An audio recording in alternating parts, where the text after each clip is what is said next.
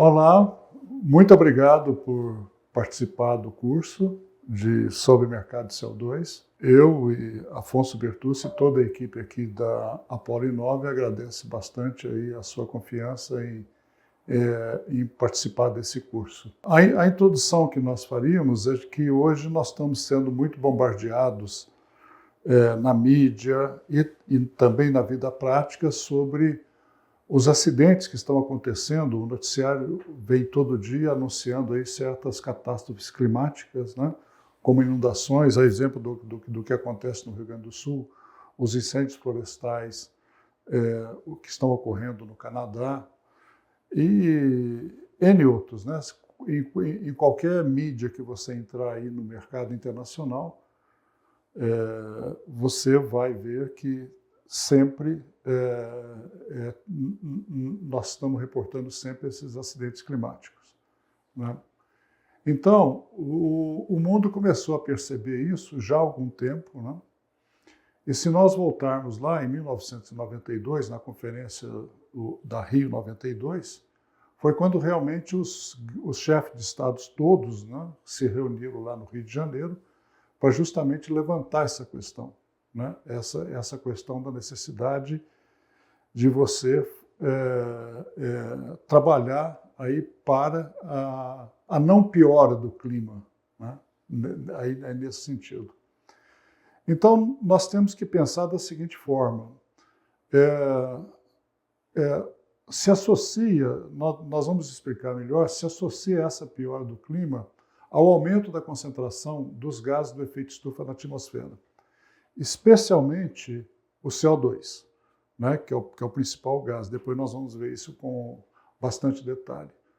E o CO2 que está presente, ele basicamente vem das fontes fósseis de combustível. Ele vem do carvão mineral, ele vem do petróleo e seus derivados, e ele vem também do gás natural, né?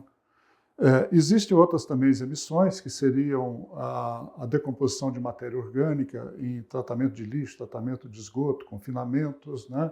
O desmatamento, né? Que a árvore é a base de carbono, quando você destrói a árvore, ela vira CO2 que vai para a atmosfera. Então tem todos esses aspectos, mas o foco principal realmente seria as fontes fósseis de combustíveis, né?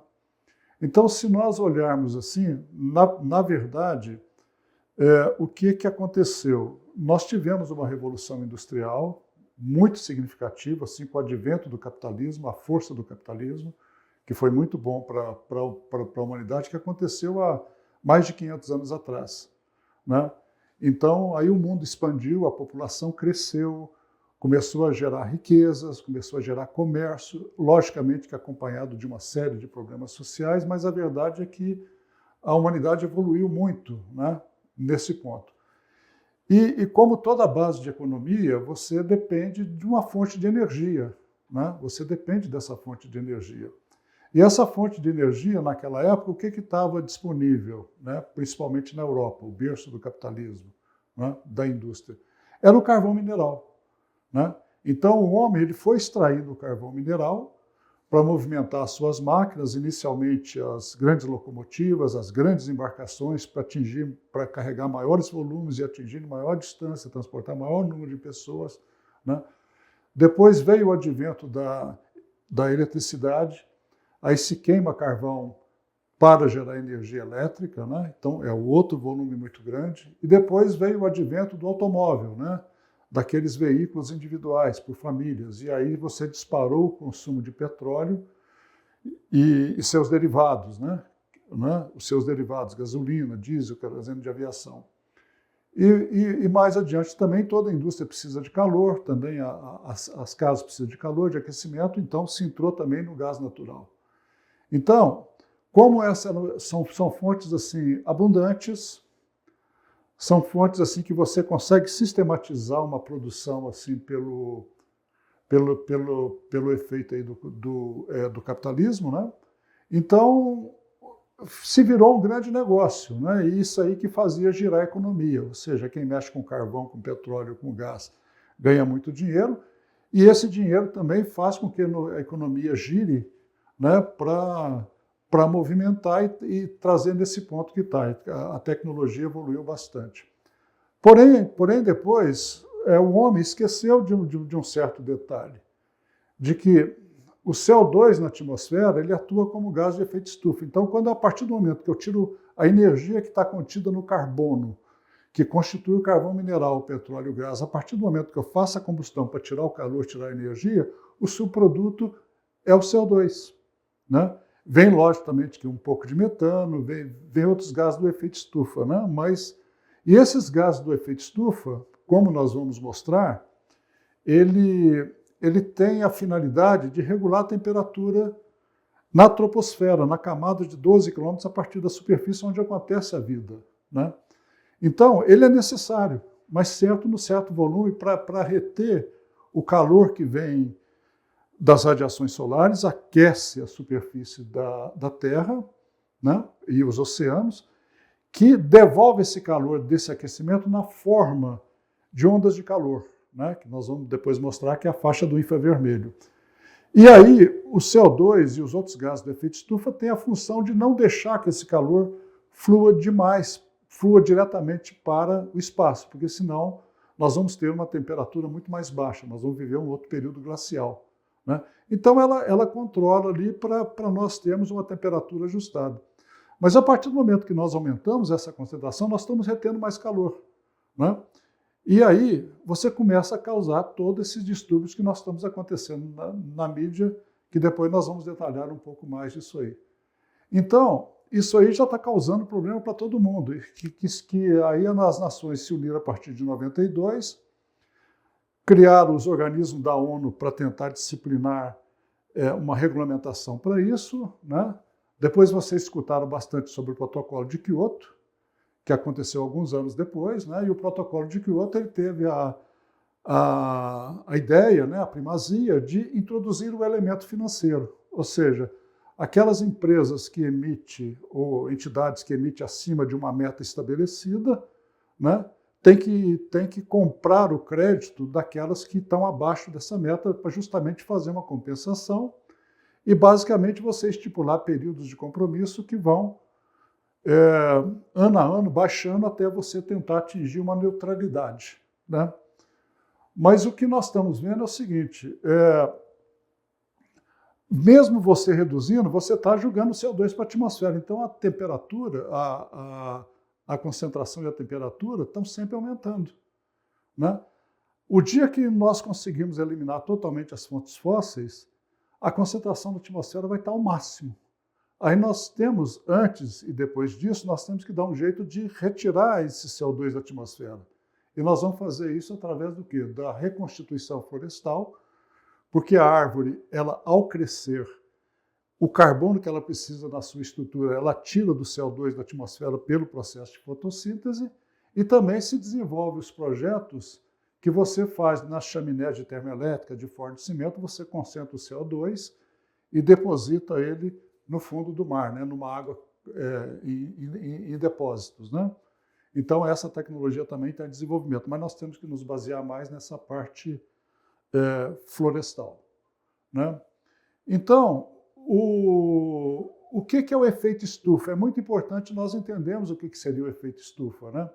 Vocês imaginam o seguinte, imagina que nós estamos num dia frio, digamos que a temperatura lá fora está 10 graus centígrados, né, frio, mas é um dia ensolarado. Né? Então, se você entra dentro de uma estufa de plástico, por exemplo, ou de algum material translúcido, né, você está lá dentro, a partir do momento que você entra, você está frio. Mas aí o que acontece? A radiação solar passa pela estufa, né, e vai aquecer o solo e vai aquecer as paredes. Né?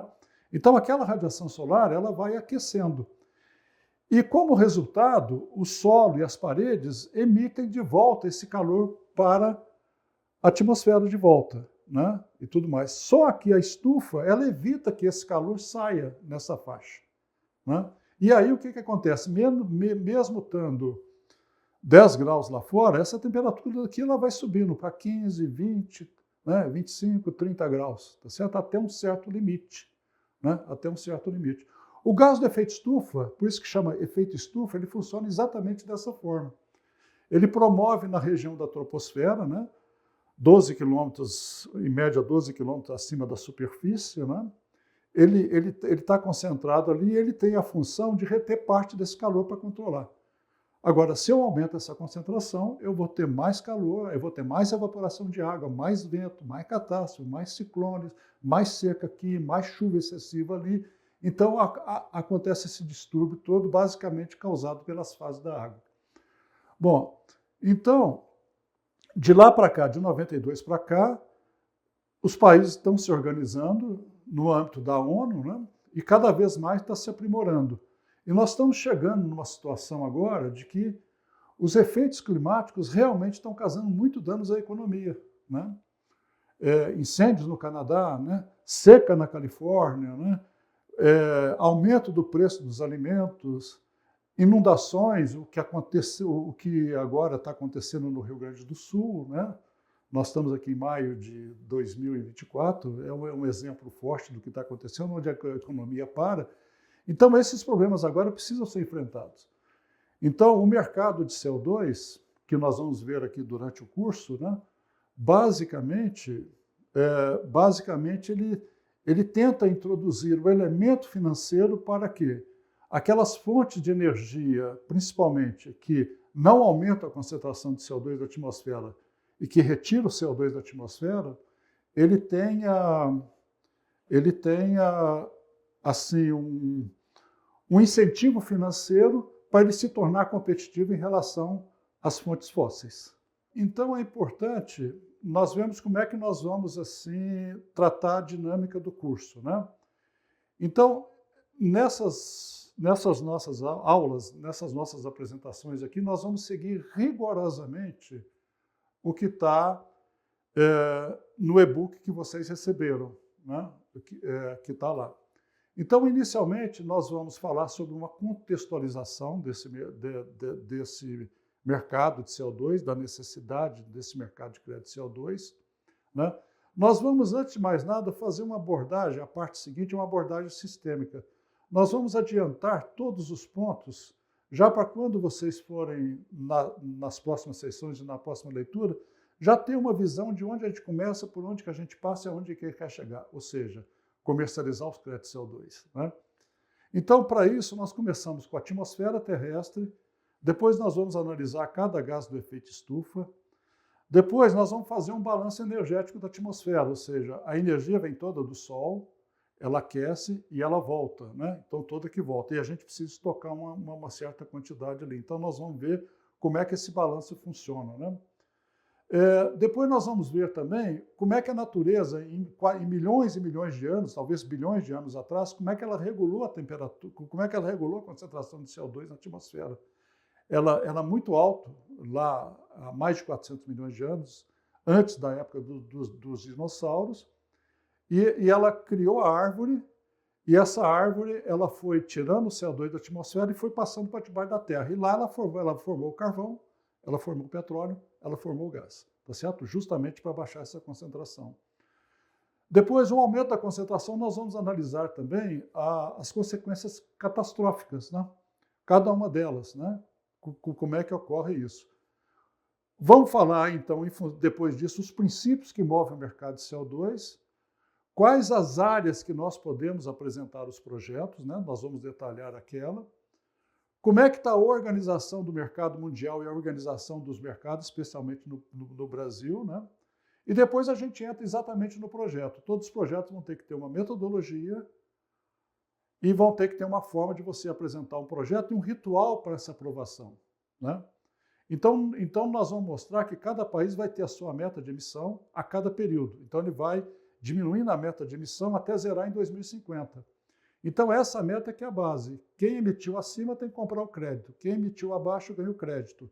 E aí você consegue movimentar esse mercado, né?